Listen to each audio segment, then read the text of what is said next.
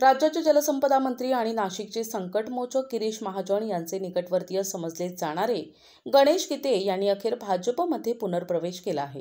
गेल्या 10 वर्षांपासून भारतीय जनता पक्षात काम करताना गणेश गीते यांनी विधानसभेच्या तोंडावरच भाजपला जय श्रीराम करत शरद पवारांची तुतारी फुंकण्याचा प्रयत्न केला होता। मात्र गणेश गीते यांना विधानसभा निवडणुकीत पराभव स्वीकारावा लागला। गेल्या अनेक दिवसांपासून कनिष्क हे पुन्हा भाजपात प्रवेश करतील अशी चर्चा होती। या चर्चेला पूर्णविराम मिळाला असून भाजप प्रदेशाध्यक्ष रवींद्र चव्हाण, जलसंपदा मंत्री गिरीश महाजन यांच्या प्रमुख उपस्थितीत गणेश गीते यांनी पुन्हा हातात कमळ घेतले। यावेळी प्रदेश सरचिटणीस लक्ष्मण सावजी, विजय साणे, आमदार राहुल ढिकले, देवयानी फरांदे, सीमा हिरे, माजी आमदार बाळासाहेब सानप, शहराध्यक्ष सुनील केदार, प्रशांत जाधव, निलेश बोरा आदी उपस्थित होते। आगामी नाशिक महानगरपालिकेच्या निवडणुकांमध्ये आमदार राहुल ढिकले यांच्याशी समन्वय साधत भाजपची सत्ता नाशिक महानगरपालिकेवर आणून असा विश्वास गणेश गीते यांनी व्यक्त केला आहे। यापूर्वी पण मी 10 वर्ष भारतीय जनता पार्टीमध्येच काम करत होतो। मी विधानसभेच्या निवडणुकीच्या वेळेस शरदचंद्र पवार राष्ट्रवादी गटात जाऊन विधानसभा लढली। त्या ठिकाणी विधानसभा लढल्यानंतर मी विधानसभेत पराभूत झालो।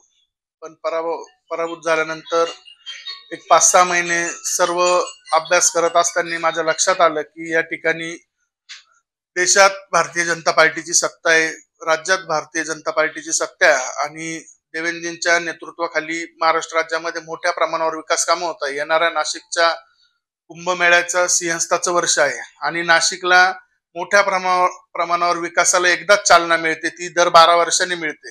आणि ह्या परिस्थितीत जर मी विरोधी पक्षात राहिलो तर माझ्या लोकांनी ज्यांनी मला मदत केली या ठिकाणी मी त्यांना न्याय देऊ शकणार नाही।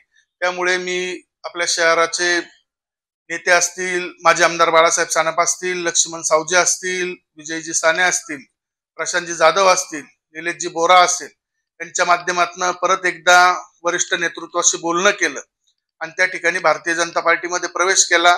आगामी काळामध्ये ज्या ज्या आता नव्याने मतदारसंघात सर्व समस्या उपस्थित झाल्या आणि त्या लवकरात लवकर मार्गी लावण्याचा या ठिकाणी मी प्रयत्न करेन आणि त्या मार्गी लावण्यासाठीच मी परत एकदा भारतीय जनता पार्टीमध्ये प्रवेश केलाय।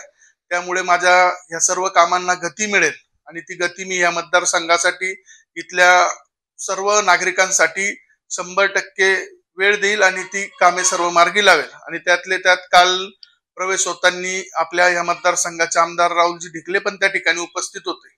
आम्ही दोघं समन्वय साधून या ठिकाणी काम करू यापुढे।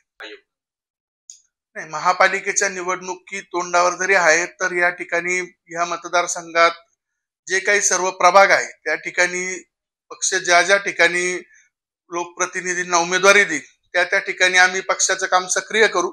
काल रात्री उशिरा गणेश गीते यांचे नाशिकमध्ये आगमन झाल्यानंतर सकाळपासून त्यांच्या संपर्क कार्यालयात हितचिंतक, मित्रपरिवार, भाजपा कार्यकर्त्यांनी त्यांची भेट घेत शुभेच्छांचा वर्षाव केलाय।